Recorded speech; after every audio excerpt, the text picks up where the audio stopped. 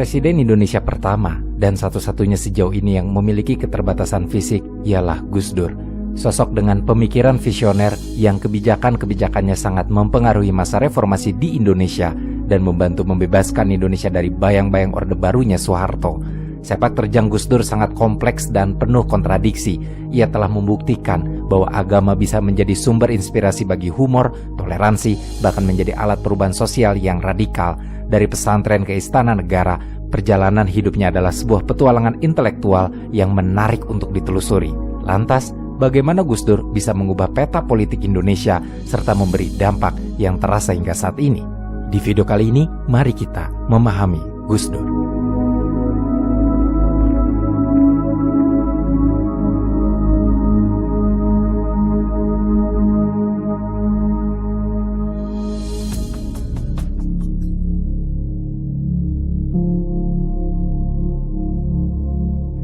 Gus Dur lahir di tanggal 7 September di tahun 1940 dan awalnya diberi nama Abdurrahman Ad-Dakhil yang diambil dari nama Abdurrahman I, seorang Amir Umayyah di Cordoba yang bergelar Ad-Dakhil, tapi kemudian berganti menjadi Abdurrahman Wahid. Gus Dur dilahirkan di pesantren yang berlokasi di Denanyar, Jombang, Jawa Timur. Pesantren itu milik Bisri Syansuri, kakek dari pihak ibunya yang bernama Siti Salihah. Sementara ayah Gus Dur bernama Wahid Hashim, putra Hasyim Asy'ari yang mendirikan Nahdlatul Ulama alias NU. Diketahui bahwa ayah Gus Dur pernah menjabat sebagai Menteri Negara dan Menteri Agama di era kepemimpinan Soekarno. Gus Dur merupakan julukan populer yang berasal dari gelar Gus, sebuah kehormatan umum untuk putra kiai dan kependekan dari bagus dalam bahasa Jawa. Sedangkan Dur tidak lain kependekan dari namanya, Abdurrahman. Di tahun 1944 diketahui kalau Gus Dur pindah dari Jombang ke Jakarta karena ayahnya terpilih menjadi ketua pertama dari Partai Majelis Syuro Muslimin Indonesia atau Masyumi, sebuah organisasi yang berdiri dengan dukungan tentara Jepang karena saat itu Indonesia sedang diduduki oleh Jepang. Namun setelah Indonesia memproklamirkan kemerdekaan, Gus Dur akhirnya kembali ke Jombang dan menetap di sana selama masa-masa Revolusi Nasional Indonesia melawan Belanda. Beliau baru kembali ke Jakarta setelah masa-masa revolusi dan perang benar-benar berakhir di tahun 1949. Karena saat itu ayah Gus Dur, Wahid Hashim, ditunjuk sebagai Menteri Agama di bawah kepemimpinan Soekarno. Gus Dur pun akhirnya menempuh pendidikan di Jakarta. Dia masuk ke SD Kris sebelum pindah ke SD Matraman Perwari. Selama masa-masa ini, ayah Gus Dur mengajarkannya untuk membaca buku-buku non-muslim, majalah, dan koran supaya memperluas pengetahuannya. Di tahun 1952, ayah Gus Dur tidak lagi menjadi Menteri Agama, tapi mereka tetap tinggal di Jakarta dan rencananya akan menetap lama. Tapi karena di bulan April 1953 terjadi kecelakaan mobil yang menyebabkan ayahnya meninggal dunia, terjadi perubahan hidup yang cukup signifikan dalam hidup Gus Dur. Walaupun ibunya berniat tetap tinggal di Jakarta sampai pendidikan Gus Dur benar-benar tuntas, tapi di tahun 1954 ketika sudah masuk sekolah menengah pertama, Gus Dur tidak naik kelas sehingga ibunya mengirim Gus Dur untuk meneruskan pendidikan di Yogyakarta. Dia mengaji kepada Kiai Ali Maksum di Pondok Pesantren Krapyak dan belajar di SMP setempat. Begitu lulus dari SMP pada tahun 1957, Gus Dur dipindahkan ke Magelang untuk memulai pendidikan muslim di pesantren Tegar Rejo, di mana dia menjadi murid berbakat dan berprestasi hingga berhasil menyelesaikan pendidikan pesantren yang seharusnya 4 tahun, tapi oleh Gus Dur diselesaikan hanya dalam waktu 2 tahun. Pendidikannya berlanjut di tahun 1959 dengan pindah ke pesantren Tambak Beras di Jombang, di mana tidak hanya melanjutkan pendidikan, Gus Dur pun menerima pekerjaan pertamanya sebagai guru dan kelak menjadi kepala sekolah madrasah.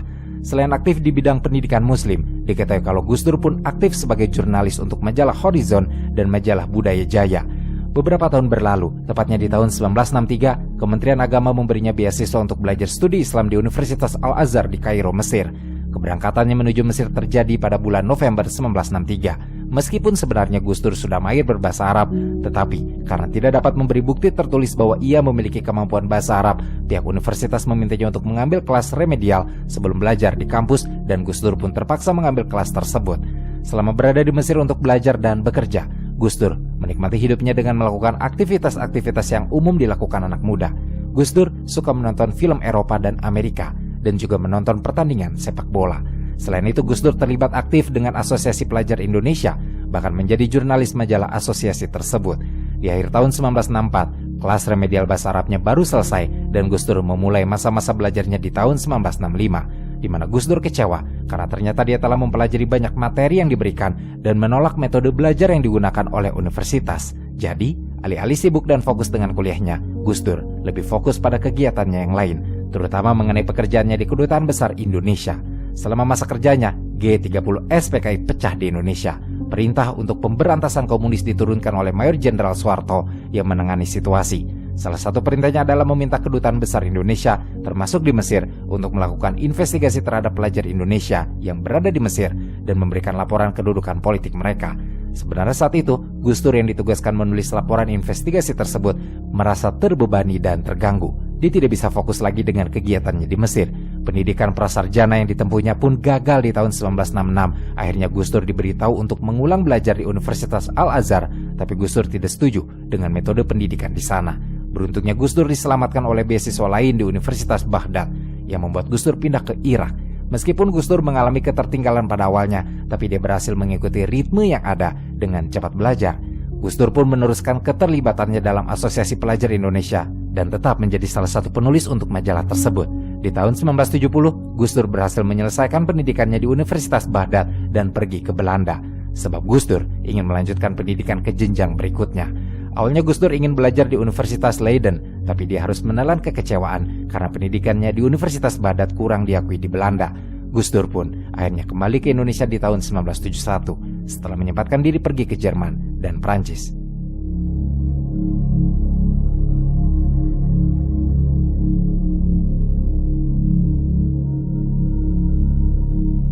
Begitu Gus Dur pulang ke Jakarta, dia sudah mengharapkan dan meniatkan pergi ke luar negeri lagi untuk belajar di Universitas McGill yang ada di Kanada. Selama berusaha mewujudkan harapannya tersebut, Gus Dur pun membuat dirinya sibuk dengan bergabung ke Lembaga Penelitian, Pendidikan, dan Penerangan Ekonomi dan Sosial atau LP3IS, sebuah organisasi yang terdiri dari kaum intelektual muslim progresif dan sosial demokrat. Organisasi ini pun mendirikan majalah Prisma, di mana Gus Dur menjadi salah satu kontributor utama di LP3IS. Pernah suatu kali dalam melakukan tugasnya, dia harus melakukan tur ke pesantren dan madrasah di seluruh Pulau Jawa. Pada masa-masa itu, banyak pesantren berlomba-lomba mendapatkan pendanaan dari negara dengan mengadopsi kurikulum yang didukung oleh negara. Tapi kondisi itu sebenarnya membuat Gus Dur khawatir kalau nilai-nilai tradisional pesantren akan rusak karena perubahan tersebut. Walaupun sebenarnya negara juga mendorong pesantren sebagai agen perubahan dan membantu dalam pembangunan ekonomi Indonesia, tetap saja kekhawatiran masih ada dalam diri Gus Dur. Apalagi dalam perjalanan Gus Dur ke berbagai pesantren pun membuatnya semakin prihatin dengan kemiskinan pesantren yang dikunjunginya. Melihat kondisi yang terjadi di negaranya, Gus Dur akhirnya memutuskan untuk membatalkan rencana studi di luar negeri demi memajukan pengembangan pesantren. Dia mengabdikan dirinya di LP3IS dan melanjutkan karirnya sebagai jurnalis dengan menulis untuk majalah Tempo dan Kompas. Reputasi Gus Dur pun meningkat sehingga dia mulai sering diundang untuk memberikan ceramah dan seminar, sehingga seringkali mengharuskannya untuk bolak-balik Jakarta dan Jombang. Sayangnya karir yang sukses tersebut tidak serta-merta membuat hidup Gus Dur membaik. Dia bahkan masih kesulitan memenuhi kebutuhan hidup sehingga harus melakukan pekerjaan lain untuk mendapatkan penghasilan tambahan, seperti menjual kacang dan mengantarkan es untuk digunakan dalam bisnis es lilin milik istrinya. Dalam beberapa tahun ke depan, Gus Dur sempat mendapatkan pekerjaan tambahan di pesantren Tambak Beras sebagai guru ilmu hukum muslim dan guru kitab Al-Hikam yang merupakan teks sufisme klasik. Karirnya di dunia pendidikan meningkat pesat sampai akhirnya di tahun 1977, Gus Dur bergabung dengan Universitas Hasyim Asy'ari sebagai dekan Fakultas Akidah dan Pengalaman Islam. Selama melakoni pekerjaannya, Gus Dur sangat unggul sehingga pihak universitas pun menawarinya untuk mengajar mata kuliah tambahan seperti pedagogi, syariah, dan misiologi. Namun keunggulannya ini ternyata menimbulkan rasa iri dan kebencian di kalangan rekan-rekannya sehingga akhirnya Gus Dur dilarang untuk mengajar mata kuliah tambahan tersebut.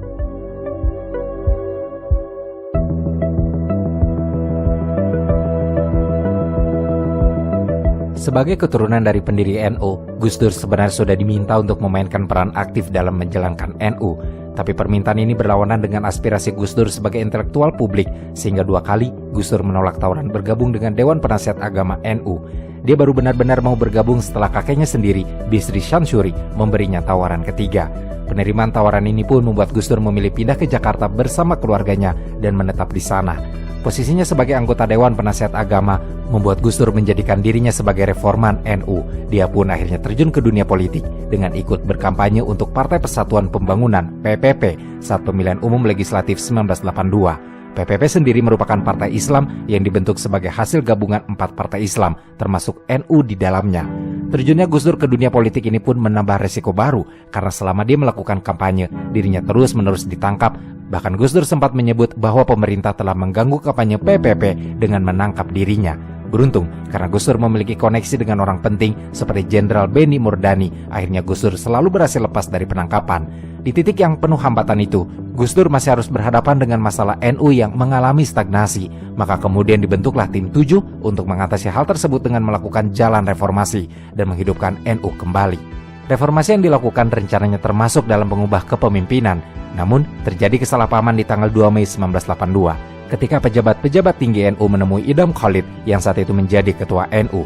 Idam diminta untuk mengundurkan diri dari jabatannya. Awalnya Idam menolak dan melawan, tetapi akhirnya mundur karena tekanan yang didapatnya dari para pejabat tinggi NU.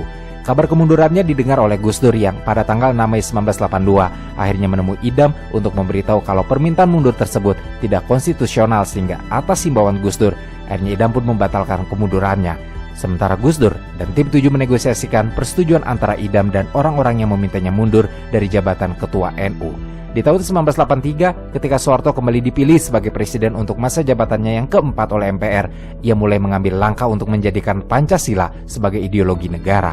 Keputusan tersebut membuat Gus Dur disibukkan sejak Juni hingga Oktober 1983 untuk menyiapkan respons NU terhadap isu tersebut.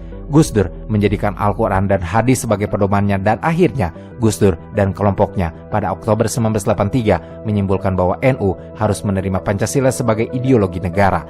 Setelah rentang waktu tersebut untuk lebih menghidupkan kembali NU, maka Gus Dur mengundurkan diri dari PPP dan partai politik dengan tujuan membuat NU lebih fokus mengatasi masalah sosial dibanding tenggelam dalam pusaran politik. Tindakan-tindakan Gus Dur ini telah mereformasi NU ke arah yang jauh lebih baik. Gus Dur pun menjadi sangat populer di kalangan NU, sehingga saat terjadi musyawarah nasional di tahun 1984, banyak yang mulai menyatakan keinginan mereka untuk mengajukan Gus Dur sebagai ketua baru NU. Gus Dur menerima nominasi tersebut, tapi dia memberi syarat untuk mendapatkan wewenang penuh untuk memilih para pengurus yang akan bekerja di bawahnya. Maka kemudian, setelah pemilihan, Gus Dur terpilih sebagai Ketua Umum Pengurus Besar Nahdlatul Ulama bersama Anwar Nuris selaku Sekjen PBNU. Sayangnya persyaratan Gus Dur untuk bisa memilih sendiri para pengurus di bawahnya tidak dapat dipenuhi, karena memang di hari terakhir musyawarah nasional, daftar anggota yang diberikan oleh Gus Dur baru dibahas persetujuannya oleh para pejabat tinggi NU, termasuk oleh Idam Khalid. Masalahnya kemudian, panitia musyawarah nasional tidak memberikan daftar anggota yang telah dibuat oleh Gus Dur, tapi justru memberikan daftar yang berbeda untuk dimusyawarahkan, sehingga keinginan Gus Dur untuk memilih sendiri pengurusnya tidak terwujud. Meski begitu, Gus Dur tetap melanjutkan kiprahnya sebagai ketua NU walau dengan pengurus yang tidak sesuai, di mana selama masa jabatan pertamanya, Gus Dur fokus dalam reformasi sistem pendidikan pesantren dan berhasil meningkatkan kualitas sistem pendidikan pesantren sehingga mampu menandingi sekolah umum. Gus Dur pun mendirikan kelompok belajar di Probolinggo untuk menyediakan forum individu sependirian dalam NU yang akan mendiskusikan dan menyediakan interpretasi terhadap teks-teks Muslim. Dalam buku biografi Gus Dur yang ditulis Greg Barton telah disebutkan kalau di tengah kegemilangannya sebagai ketua NU yang membuat kebijakan-kebijakan progresif, Gus Dur pun pernah menerima kritik tajam ketika ia mengharapkan perubahan salam Muslim yang berbunyi Assalamualaikum menjadi salam yang umum seperti selamat pagi, selamat siang, dan sebagainya. Namun, terlepas dari kritik tersebut, justru sebenarnya cara pandang Gus Dur diterima dengan baik oleh rezim Orde Baru. Posisinya sebagai ketua NU pun saat itu disambut dengan sangat positif oleh Soeharto dan para pejabat di rezim Orde Barunya karena Gus Dur menerima Pancasila serta memiliki citra sebagai seorang yang moderat. Soeharto bahkan kemudian mempercayakan Gus Dur untuk menjadi indoktrinator Pancasila atau orang yang membantu menerbangkan doktrin Pancasila kepada khalayak luas. Pada rentang tahun 1985 hingga 1987, Gus Dur menunjukkan dukungan kepada rezim Orde Barunya Soeharto dengan cara mengkritik PPP dengan pemilihan umum legislatif 1987, dan kritiknya ini membuat partai Golkar dan Soeharto menjadi lebih kuat. Sikapnya ini kemudian membuat Gus Dur mampu melenggang maju menjadi anggota EPR mewakili Golkar. Namun, sebenarnya Gus Dur tidak sepenuhnya mendukung rezim yang sangat menyukainya ini, sebab dia bahkan masih mengkritik pemerintah secara keras. Salah satunya adalah kritik terhadap proyek Waduk Kedung Ombo yang didanai oleh Bank Dunia. Kritiknya tersebut menyebabkan hubungan Gus Dur dengan Soeharto dan rezimnya merenggang, tetapi saat itu Soeharto masih mendapat dukungan politik dari NU. Baru saat Gus Dur terpilih lagi untuk masa jabatan kedua sebagai ketua NU, taring perlawanannya terhadap Soeharto mulai terlihat jelas. Pada saat itu Soeharto pun sedang terlibat dalam pertempuran politik dengan ABRI sehingga kehilangan dukungannya di kalangan militer, dan demi tetap mendapat dukungan, ia mulai menarik simpati umat muslim dengan membentuk Ikatan Cendekiawan Muslim Indonesia alias ICMI pada bulan Desember 1990. Organisasi ICMI itu diketuai oleh B.J. Habibie dan di dalamnya terdapat intelektual muslim sebagai anggotanya, seperti Amin Rais dan Nurcholish Madjid. Sebenarnya Gus Dur sempat diminta bergabung ke dalam ICMI, tapi Gus Dur menolak karena ia mengira kalau ICMI ini mendukung sektarianisme atau sederhananya adalah diskriminasi terhadap perbedaan di antara kelompok agama. Selain itu, alasan Gus Dur menolak adalah karena dia tidak mau membuat Soeharto tetap kuat. Di tahun yang sama ketika Gus Dur ditawari bergabung dengan ICMI, akhirnya Gus Dur melawannya dengan membentuk Forum Demokrasi, sebuah organisasi yang terdiri dari 45 intelektual dari berbagai komunitas religius dan sosial. Organisasi ini diawasi oleh rezim Soeharto yang menghitungnya sebagai ancaman, sampai kemudian pemerintah menghentikan pertemuan yang diadakan Forum Demokrasi ini yang terjadi menjelang pemilihan umum legislatif di tahun 1992. Hubungan antara Soeharto dan Gus Dur yang merenggang pun telah menghambat musyawarah besar NU. Suatu kali pada bulan Maret 1992, ketika Gus Dur sudah berencana mengadakan musyawarah besar sekaligus merayakan ulang tahun NU yang ke-66 serta tetap menggaungkan dukungan NU terhadap Pancasila, acaranya dihalangi oleh Soeharto yang menurunkan perintah supaya bus-bus anggota NU dilarang tiba di Jakarta. Kejadian ini membuat acara yang harusnya dihadiri oleh 1 juta anggota akhirnya hanya bisa dihadiri 200.000 anggota saja. Gus Dur pun mengirim surat protesnya pada Soeharto yang isinya adalah pernyataan bahwa Soeharto telah membatasi gerakan NU yang tidak diberi kesempatan untuk menampilkan Islam yang terbuka, adil, dan toleran. Di tangan Gus Dur, memang NU lebih terbuka untuk ide-ide liberal. Walaupun banyak pendukungnya yang tidak setuju dengan ide tersebut, Gus Dur sendiri tetap pada pendiriannya dengan mengenalkan agama yang toleran. Ia pun mendorong dialog antar agama dan bahkan menerima undangan untuk mengunjungi Israel pada bulan Oktober 1994. Di tahun yang sama dengan kunjungan Israel tersebut, Gus Dur yang ingin kembali menominasikan dirinya untuk periode jabatan ketiga dicekal oleh Soeharto yang tidak mau Gus Dur terpilih. Makanya kemudian pendukung Soeharto seperti Harmoko dan B.J. Habibie berkampanye melawan terpilihnya kembali Gus Dur ke kursi Ketua Umum Pengurus Besar NU. Rencana Soeharto pun tidak berhenti di situ. Ia memerintahkan ABRI menjaga ketat tempat pemilihan sebagai bentuk tindakan intimidasinya. Bahkan disukan berusaha menyuap anggota NU untuk tidak memilih Gus Dur. Namun, walaupun dicekal dengan banyak cara, Gus Dur ternyata tetap terpilih sebagai Ketua Umum NU dan menjalani masa jabatan ketiganya. Untuk melawan Soeharto, kemudian Gus Dur melakukan aliansi politik dengan menggandeng Megawati Soekarno Putri dari Partai Demokrasi Indonesia atau PDI sebagai partnernya. Megawati dengan menggunakan nama dan pengaruh ayahnya berencana untuk menekan rezim Soeharto. Tapi Gus Dur sudah menasihati Megawati untuk berhati-hati dan menolak jika dipilih sebagai presiden untuk sidang umum MPR 1998. Masalahnya Megawati mengabaikan nasihat Gus Dur ini, hingga harus membayar mahal ketika di tanggal 27 Juli 1996 peristiwa Kuda Tuli meletus dan markas PDI-nya diambil alih oleh pendukung ketua PDI yang disokong rezim Orde Baru, yaitu Surjadi. Saat itu, melihat apa yang terjadi pada Megawati, karena khawatir hal serupa akan terjadi di NU, Gus Dur berpikir kalau pilihan terbaiknya sekarang adalah mundur secara politik dan berbalik mendukung pemerintah. Dia pun bertemu lagi dengan Soeharto untuk membicarakan persoalan mereka. Tapi meskipun kembali mendukung pemerintahan Soeharto, tetap pilihan untuk melakukan reformasi masih ada dalam rencana Gus Dur. Maka kemudian dia bertemu dengan Amin Rais, anggota ICMI yang kritis terhadap kebijakan-kebijakan pemerintahan Soeharto. Keduanya mendiskusikan masalah-masalah yang terjadi di sendi-sendi pemerintah. Ketika memasuki bulan Juli 1997, bibit-bibit dari krisis finansial Asia sudah terlihat. Walaupun baru menjadi awal, tapi Soeharto mulai kehilangan kendali atas situasi yang terjadi dan kekacauan muncul di mana-mana. Momentum inilah yang mendorong banyak pihak untuk meminta Gus Dur melakukan reformasi, dibantu dengan Megawati dan Amin Rais. Sayangnya, dalam proses reformasi yang belum tuntas, Gus Dur terkena stroke di bulan Januari 1998. Dia hanya bisa memantau situasi yang terjadi dari ranjang rumah sakitnya ketika Soeharto ternyata naik lagi ke tampuk kekuasaan dengan diresmikannya keputusan MPR untuk menjadikan Soeharto sebagai presiden di periode berikutnya. Kekacauan benar-benar pecah, terutama di Jakarta, ketika protes mahasiswa besar-besaran menyebabkan terjadinya kerusuhan Mei 1998 setelah penembakan 6 mahasiswa di Universitas Trisakti. Saat kerusuhan tersebut pecah, Gus Dur sudah cukup pulih sehingga dia ikut dipanggil bersama 8 pemimpin penting dari komunitas muslim ke kediaman Soeharto di Cendana pada tanggal 19 Mei 1998. Mereka ditawari mengisi posisi komite reformasi yang konsep dan rencananya akan dijalankan Soeharto mulai tahun 2003. Namun, Gus Dur dan pemimpin komunitas lain menolak untuk bergabung. Gus Dur sendiri memiliki alasan karena pendiriannya yang lebih moderat dari Soeharto. Jadi dia merasa konsep komite reformasi yang ditawarkan Soeharto tidak sejalan dengannya. Gus Dur kemudian meminta demonstran untuk berhenti serta melihat apakah Soeharto akan menepati janjinya yang berkata akan mengundurkan diri. Dan memang, Soeharto akhirnya mengumumkan pengunduran dirinya sebagai presiden pada tanggal 21 Mei 1998 dan posisinya digantikan oleh sang wakil, yaitu B.J. Habibie.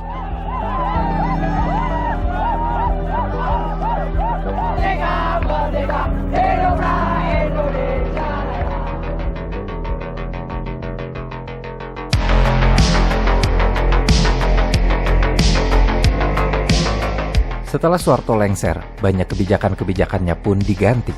Salah satunya adalah kebijakan mengenai partai politik. Dengan bergantinya tonggak kepemimpinan ke tangan B.J. Habibie, akhirnya partai-partai politik baru bermunculan. Dua yang paling besar adalah Partai Amanat Nasional alias PAN, bentukan Amin Rais, dan Partai Demokrasi Indonesia Perjuangan alias PDIP, bentukan Megawati. Sebenarnya Gus Dur pun diminta untuk membentuk partai politik baru, tapi Gus Dur tidak langsung mewujudkannya. Tapi menunggu 2 bulan setelah lengsernya Soeharto untuk membentuk Partai Kebangkitan Bangsa alias PKB. Tujuan Gus Dur membentuk partai adalah karena ini merupakan satu-satunya cara untuk melawan Golkar dalam pemilihan umum. Namun meskipun PKB dibentuk, yang menjadi ketua partai adalah Matori Abdul Jalil, sementara Gus Dur memilih menjadi ketua Dewan Penasehat.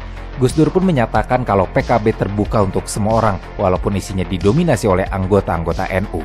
Setelah pembentukan partai-partai baru ini, terjadi pertemuan di Ciganjur pada bulan November 1998 yang dihadiri Gus Dur, Megawati, Amin Rais, dan Sultan Hamengkubuwono X, di mana mereka resmi menyatakan komitmen mereka untuk melakukan reformasi. Mereka akan mengajukan kandidat masing-masing dari partai dalam pencalonan presiden berikutnya.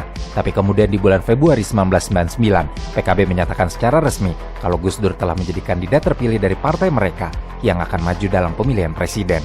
PKB lalu ikut serta dalam arena pemilu legislatif dan memenangkan 12% suara, sementara PDIP memenangkan 33% suara. Dengan persentase tersebut, Megawati sudah diperkirakan akan menang dalam pemilihan presiden pada sidang umum MPR. Tapi masalahnya, PDIP tidak punya kursi mayoritas penuh sehingga akhirnya membentuk aliansi dengan PKB. Beberapa waktu kemudian, aliansi ini tampaknya berubah karena Amin Rais membentuk poros tengah, yaitu koalisi partai-partai muslim, yang kemudian secara resmi menyatakan Gus Dur sebagai calon presiden. Sesaat setelah MPR menolak pidato pertanggungjawaban Habibie dan menyebabkannya mundur dari pemilihan presiden, akhirnya Akbar Tanjung, ketua Golkar dan ketua DPR, menyatakan bahwa Golkar akan mendukung Gus Dur. Dukungan-dukungan yang ada ini kemudian membuat Gus Dur terpilih sebagai Presiden Indonesia keempat dengan perolehan suara mencapai 373, sementara Megawati mendapat hanya 313 suara saja. Megawati, Abdurrahman Wahid, Megawati, Gus Dur,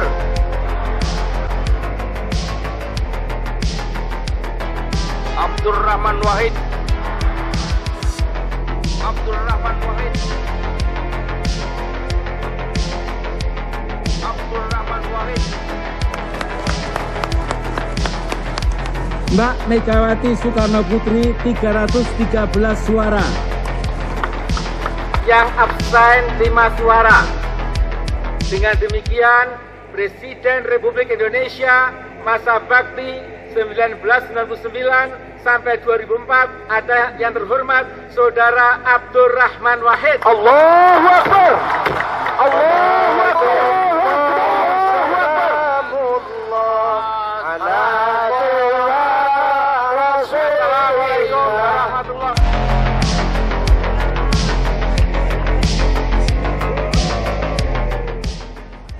Kejadian ini ternyata memicu sedikit kerusuhan karena pendukung Megawati yang tidak senang calonnya gagal mulai mengamuk. Dengan kondisi ini, Gus Dur menyadari kalau Megawati harus terpilih sebagai wakil presiden. Maka kemudian Gus Dur meyakinkan Jenderal Wiranto untuk tidak ikut serta dalam pemilihan wakil presiden sehingga PKB akan memberikan dukungannya pada Megawati. Selain itu, Gus Dur pun meyakinkan supaya Megawati mencalonkan diri dalam posisi wakil presiden. Megawati setuju dan akhirnya benar-benar terpilih sebagai wakil, mengalahkan Hamzah Has dari PPP. Setelah Gus Dur dilantik sebagai presiden, langkah yang dilakukannya adalah membentuk kabinet pertama yang dinamai Kabinet Persatuan Nasional. Itu merupakan kabinet koalisi yang meliputi berbagai partai politik. Bahkan non-partisan dan TNI pun ada dalam kabinet pertama Gus Dur tersebut. Gerakan reformasi pertama yang dilakukan Gus Dur adalah dengan membubarkan Departemen Penerangan yang dianggap sebagai senjata utama rezim Soeharto dalam menguasai media. Tindakan reformasi berikutnya adalah membubarkan Departemen Sosial yang dikenal sangat korup. Ini merupakan gebrakan berani yang dilakukan Gus Dur di awal masa kepemimpinannya. Beberapa bulan setelah pelantikannya, tepatnya di bulan November 1999, Gus Dur mengunjungi berbagai negara sebagai langkah diplomasi politik. Namun, mulai terjadi gejolak di Kabinet Persatuan Nasionalnya. Salah satunya adalah pengunduran diri Menteri Koordinator Bidang Pengentasan Kemiskinan yang diisi oleh Hamzah Has. Pengunduran diri ini diduga karena Gus Dur menuduh beberapa anggota kabinetnya melakukan korupsi selama Gus Dur masih berada di Amerika Serikat. Tapi ada pula dugaan bahwa pengunduran diri Hamzah Has karena dia tidak senang atas pendekatan Gus Dur dengan Israel. Kebijakan dan tindakan Gus Dur selama memimpin memang terbilang penuh kontroversi. Ia menggunakan pendekatan yang sangat unik untuk mengatasi masalah, terutama di negaranya sendiri. Sebut saja misalnya di Aceh, Gus Dur menawarkan opsi referendum bagi Aceh, tapi memberikan batasan yang jelas. Referendum itu tidak ditujukan untuk memisahkan Aceh dari Indonesia, melainkan untuk memberikan hak otonomi yang lebih luas bagi daerah tersebut. Pendekatan ini memang sangat berbeda dengan referendum yang diberikan kepada Timur Timur, yang pada akhirnya memisahkan diri dari Indonesia. Referendum Aceh pun dilakukan dengan perintah Gus Dur untuk mengurangi kehadiran militer di Aceh sebagai upayanya untuk menciptakan suasana yang jauh lebih kondusif dan masalah yang terjadi dapat diselesaikan secara damai. Di akhir tahun 1999 pun, Gus Dur kemudian mengunjungi Jayapura. Ini menjadi semacam babak baru dalam hubungan pemerintah pusat dengan masyarakat Papua.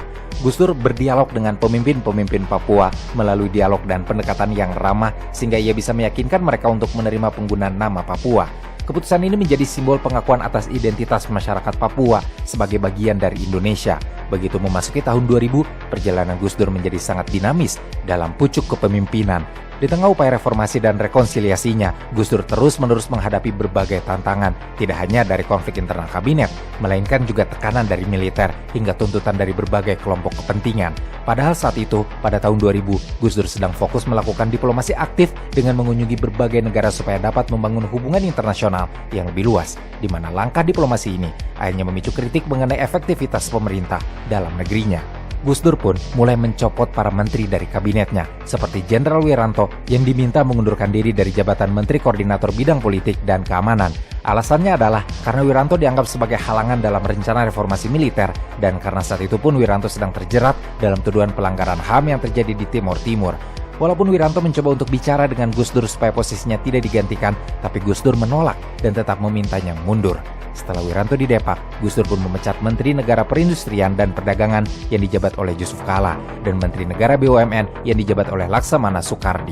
Alasan Gus Dur memecat mereka adalah karena keduanya terlibat dalam kasus korupsi. Tapi masalahnya, Gus Dur tidak pernah memberikan bukti yang kuat atas tuduhan korupsi tersebut, sehingga memperburuk hubungan Gus Dur dengan Partai Golkar dan PDIP. Di tengah-tengah konflik internal politik tersebut, Gus Dur masih mampu melenggang maju mewujudkan reformasi yang dicita-citakannya walaupun diwarnai pro kontra.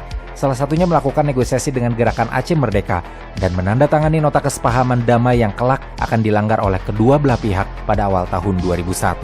Gus Dur juga kemudian mengusulkan supaya TAP MPRS nomor 29 MPR 1966 yang melarang Marxisme-Leninisme dicabut. Tidak sedikit yang memprotes usulan Gus Dur ini, dan protes semakin bertambah ketika Gus Dur bergerak menjalin hubungan komersial dengan Israel, sehingga benar-benar menimbulkan kemarahan banyak kelompok muslim di Indonesia. Saat itu, Nurholis Majid berusaha menegaskan bahwa netralitas pribadi Gus Dur terhadap konflik Israel-Palestina harusnya tunduk pada perasaan mayoritas masyarakat Indonesia yang mendukung Palestina, bukan mengedepankan netralitas pribadinya. Masalah tidak berhenti pada persoalan-persoalan tadi saja, bahkan dalam upaya Gus Dur untuk mereformasi militer dan mengeluarkan militer dari ruang sosial politik, terjadi masalah yang memperburuk hubungan Gus Dur dengan TNI. Awalnya memang Gus Dur sudah menemukan sekutunya, yaitu Agus Wirahadikusuma yang ditunjuknya sebagai Panglima Kostrad. Agus kemudian membuka skandal yang melibatkan Dharma Putra, yayasan yang memiliki hubungan dengan Kostrad. Dianggap sebagai ancaman, akhirnya anggota TNI mulai menekan Gus Dur untuk mencopot jabatan Agus yang dilakukan mereka melalui Megawati. Mau tidak mau, Gus Dur mengikuti tekanan itu. tapi sudah berencana memindahkan Agus sebagai Kepala Staf Angkatan Darat. Sayangnya lagi-lagi petinggi TNI merespon dengan ancaman pensiun, sehingga Gus Dur sekali lagi harus menurut pada tekanan. Hubungan yang sudah buruk dari waktu ke waktu justru bertambah parah. Apalagi ketika Laskar Jihad tiba di Maluku dengan dipersenjatai TNI untuk membantu orang Muslim yang berkonflik dengan orang Kristen. Gus Dur sudah meminta TNI menghentikan aksi Laskar Jihad demi stabilitas dan kedamaian negara. Tetapi permintaannya tidak didengar sehingga Laskar Jihad tetap berhasil mencapai Maluku. Perusahaan pecah tanpa bisa dibendung lagi. Masa-masa kepemimpinan Gus Dur di tahun 2000 memang tampaknya diwarnai berbagai kesulitan. Apalagi reputasinya sangat tercoreng ketika muncul dua skandal yang menyeret namanya. Skandal itu dikenal dengan nama skandal Bulogate dan Brunei Gate. Semuanya dimulai dari skandal Bulogate yang terjadi pada bulan Mei tahun 2000 ketika Badan Urusan Logistik atau Bulog melaporkan bahwa dana sebesar $4 juta menghilang dari persediaan kas Bulog. Saat itu tukang pijit pribadi Gus Dur mengklaim bahwa dirinya telah dikirim oleh Gus Dur ke Bulog untuk mengambil uang. Walaupun sebenarnya uang itu ternyata berhasil kembali, tapi musuh-musuh Gus Dur tetap menuduhnya terlibat dalam skandal ini. Di waktu yang hampir bersamaan, Gus Dur terjerat dalam skandal Brunei Gate dengan kembali dituduh menyimpan dana sebanyak $2 juta untuk dirinya sendiri, di mana dana tersebut merupakan sumbangan dari Sultan Brunei untuk membantu Aceh. Sayangnya Gus Dur gagal mempertanggungjawabkan dana tersebut dan tidak mengetahui kemana perginya dana tersebut. Tapi kelak, setelah dimakzulkan, Kejaksaan Agung menyatakan kalau Gus Dur sama sekali tidak terlibat dalam dua skandal besar tersebut. Di ambang sidang umum MPR tahun 2000, meskipun saat itu skandal dan masalah mewarnai perjalanan kepemimpinan Gus Dur, tapi popularitas Gus Dur masih sangat kokoh. Bahkan para sekutunya seperti Megawati, Akbar, dan Amin masih setia mendampinginya di tengah badai skandal dan perombakan kabinet. Dalam momentum Gus Dur menyampaikan pidato kenegaraan, ia mengakui kelemahannya dan dengan berani menawarkan sebagian kekuasaannya. Tawaran yang disambut hangat oleh para anggota MPR dan Megawati pun diajak untuk berbagi beban kepemimpinan. Namun dari sinilah, di balik layar, perebutan kekuasaan akhirnya dimulai. Meskipun Gus Dur mengumumkan kabinet barunya, Megawati menolak dan tidak hadir dalam rapat kabinet sebagai tanda protes. Padahal kabinet baru yang lahir dari pertarungan ini lebih efisien dan bebas dari pengaruh Golkar, yang selama ini menjadi rival berat Gus Dur. Setelah ini, di bulan September di tahun 2000, tampaknya menjadi titik balik yang kelam bagi Gus Dur. Konflik di Maluku yang dicampuri oleh Laskar Jihad dengan bantuan TNI ternyata semakin memburuk.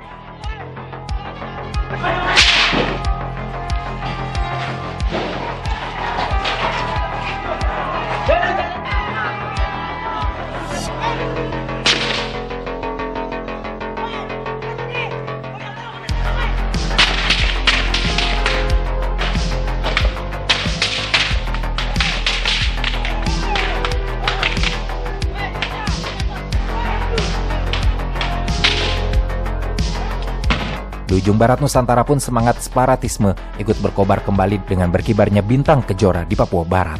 Keputusan Gus Dur yang memilih untuk menoleransi hal ini justru memicu kecaman keras dari para rival politiknya.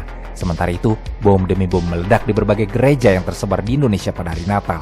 Kejadian terorisme ini benar-benar semakin memperparah suasana yang sudah memanas. Saling tuding terjadi. Rata-rata, tuduhannya tertuju pada kelompok-kelompok radikal tertentu yang diduga menjadi tunggangan pihak-pihak berkepentingan. Di tengah gempuran masalah inilah, keretakan mulai terlihat dalam koalisi pendukung Gus Dur. Sebut saja Amin Rais, yang tadinya menjadi salah satu pendukung utama Gus Dur, kemudian berpaling dan menjadi salah satu pengkritik paling vokal. Megawati yang awalnya setia juga akhirnya menunjukkan tanda-tanda ketidakpuasan. Akhirnya DPR sebagai lembaga perwakilan rakyat menjadi arena pertarungan politik yang sangat sengit. Tercatat, kalau ada 151 anggota DPR yang menandatangani petisi untuk memakzulkan Gus Dur dengan menjadikan tuduhan korupsi, ketidakmampuan memimpin, dan kebijakan yang kontroversial sebagai amunisi untuk menjatuhkannya. Istana Merdeka pun saat itu sudah seperti kapal yang karam di tengah badai. Gus Dur, sebagai nahkodanya, tampak kewalahan menghadapi gelombang besar yang menerjang dari berbagai arah. Setiap kebijakan yang diambilnya dengan niat baik ternyata selalu menuai kontroversi dan perdebatan. Meski begitu, Gus Dur berusaha tetap berdiri tegap dan konsisten dengan rencana-rencana reformasinya. Dalam pergantian tahun, di bulan Januari tahun 2001, Gus Dur mengumumkan bahwa tahun baru Imlek menjadi hari libur fakultatif. Tindakan ini diikuti dengan pencabutan larangan penggunaan huruf Tionghoa, serta diakuinya agama Konghucu di Indonesia.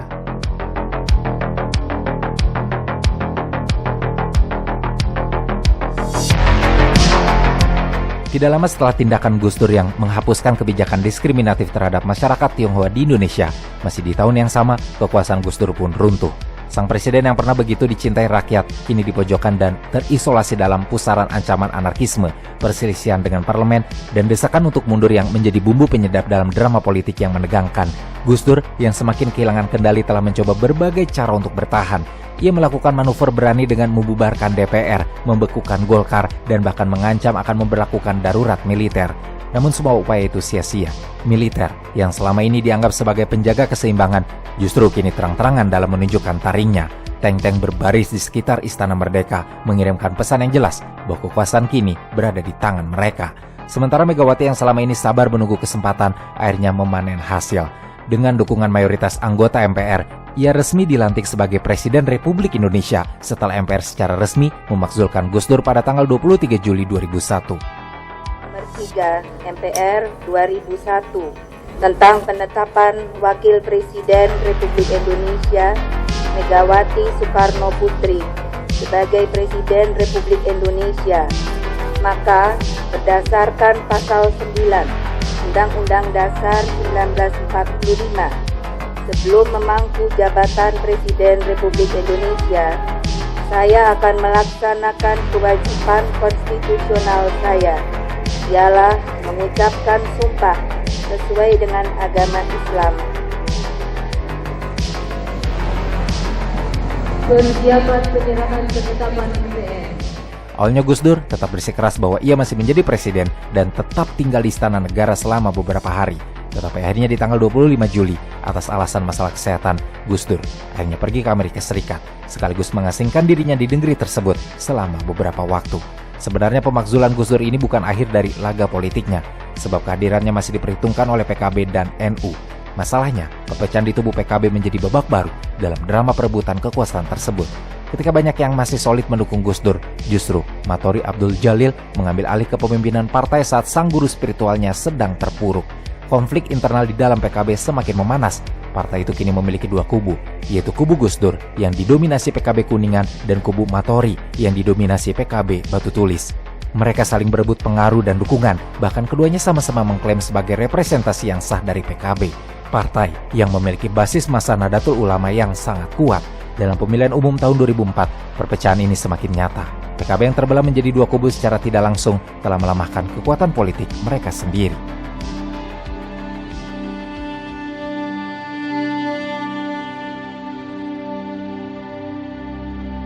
Di balik senyum, tawa, dan sikap tenangnya yang khas, Gus Dur telah melewati kegelapan dan kepahitan hidup. Di antaranya adalah penyakit glaukoma dan kecelakaan yang merenggut retinanya sehingga merampas sebagian besar penglihatannya. Namun, kebutaan itu tidak pernah meredupkan semangat juangnya untuk memperbaiki bangsa ini. Dengan bantuan para asisten yang setia yang menjadi mata untuknya, Gus Dur terus-menerus berjuang untuk menjadikan Indonesia sebagai negara yang lebih baik, lebih damai, dan lebih maju. Diketahui bahwa dalam pelantikannya sebagai presiden, Gus Dur dibantu oleh seorang perwira TNI yang berperan sebagai asisten dengan membacakan kembali teks sumpah presiden saat pelantikannya. Gus Dur pun diduga mengidap gangguan tidur karena dia terkadang ketahuan tertidur selama rapat kabinet penting. Walaupun ketika Gus Dur bangun, ia tetap dengan mudah menjawab pertanyaan-pertanyaan yang diajukan kepadanya. Hari-hari terakhir Gus Dur diwarnai oleh perjuangannya sendiri melawan penyakit dan pemikirannya yang masih belum berhenti memikirkan nasib bangsa. Saat itu kondisi kesehatan Gus Dur sudah tidak stabil. Cuci darah rutin menjadi bagian dari hari-harinya. Pada akhir Desember 2009, meskipun kesehatannya diketahui memburuk, tetapi Gus Dur tetap meminta untuk mengunjungi Rembang dan Jombang, di mana selama perjalanan kesehatannya semakin parah sehingga dia terpaksa dirawat di rumah sakit yang berlokasi di Jombang pada tanggal 24 Desember 2009. Lalu dipindahkan ke Rumah Sakit Dr. Cipto Mangunkusumo keesokan harinya untuk menjalani cuci darah. Gus Dur juga diketahui sempat menjalani operasi gigi di tanggal 28 Desember setelah mengeluhkan sakit gigi. Hanya 2 hari berselang, tepatnya di tanggal 30 Desember, sekitar jam 18:45 waktu setempat, Gus Dur akhirnya menghembuskan nafas terakhirnya akibat komplikasi gangguan ginjal, penyakit jantung, dan diabetes.